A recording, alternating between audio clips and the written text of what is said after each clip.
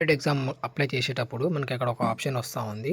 ఇక్కడ states and UT of domicile అండి. States అంటే మనం ఏ ప్రాంతంలో నివసిస్తున్నామని. అంటే సపోజ్ మన స్టేట్ ఉందనుకోండి, ఆంధ్రప్రదేశ్, తెలంగాణ, తమిళనాడు. ఇవి సొంతంగా నిర్ణయాలు తీసుకొని సొంతంగా పాలించే రాష్ట్రాలు, స్వయం పాలన రాష్ట్రాలు అంటారు కదా, అలా అన్నమాట. వీటికి సెంట్రల్ గవర్నమెంట్కి ఉంటుంది, కానీ ఎక్కువగా అయితే స్టేట్ గవర్నమెంట్కి సంబంధించిన వాటికి ఉంటుంది. అండ్ యూటీ అంటే యూనియన్ టెరిటరీస్. ఇది వచ్చేసి దీని డైరెక్ట్ సెంట్రల్ గవర్నమెంటే పాలిస్తుంది అనమాట. దీనిలో స్టేట్ గవర్నమెంట్ సంబంధించి ఎలాంటి రూల్స్ ఉండవు, ఏం అసలు స్టేట్ గవర్నమెంట్ అనేది ఉండదు. ఇందులో అంటే స్టేట్స్లో మాత్రం మొత్తం స్టేట్ గవర్నమెంట్ అంటే రాష్ట్ర సంబంధించిన రూల్స్ ఉంటాయి అనమాట. రాష్ట్ర పాలిత ప్రాంతము, ఇదేమో కేంద్ర పాలిత ప్రాంతం అంటారు కదా, సింపుల్ అలా. ఇందులో డైరెక్ట్ సెంట్రల్ రూల్స్ నడుస్తాయి యూటీలో, అంటే యూనియన్ టెరిటరీలో. స్టేట్స్లో ఏమో రాష్ట్ర రూల్స్ నడుస్తుంది.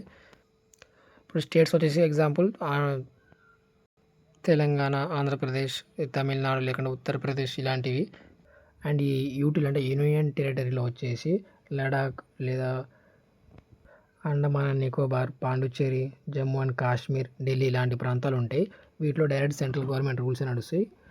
స్టేట్స్ సంబంధించి ఏమి ఉండవు. స్టేట్స్లో మాత్రం సొంతంగా ఉండే రాష్ట్రాలు. సో మీరు ఉండే ప్రాంతం అంటే కాంపిటేటివ్ ఎగ్జామ్ అప్లై చేసేటప్పుడు మీరు స్టేట్స్లో ఉంటున్నారా, యూనియన్ టెరిటరీలో ఉంటారని చెప్పేసి క్లియర్గా మెన్షన్ చేసుకోవాలి. ఒక యూనియన్ టెరిటరీ అయితే యూటీలో అంటే యూనియన్ టెరిటరీలో ఉన్న ప్రాంతం సంబంధించిన రాష్ట్రాలు ఇక్కడ పెట్టుకోవాలి. అండమాన్ నికోబార్ యూనియన్ టెరిటరీ కదా, ఒకవేళ మీరు యూటీలో ఉన్నట్లయితే ఇది పెట్టుకోవాలి. యూనియన్ టెరిటరీలో ఉన్నట్లయితే లేదా సొంత ప్రాంతాలు అయితే మాత్రం, ఎగ్జాంపుల్ ఆంధ్రప్రదేశ్ ఉందనుకోండి, ఆంధ్రప్రదేశ్లో పెట్టుకోవాలి.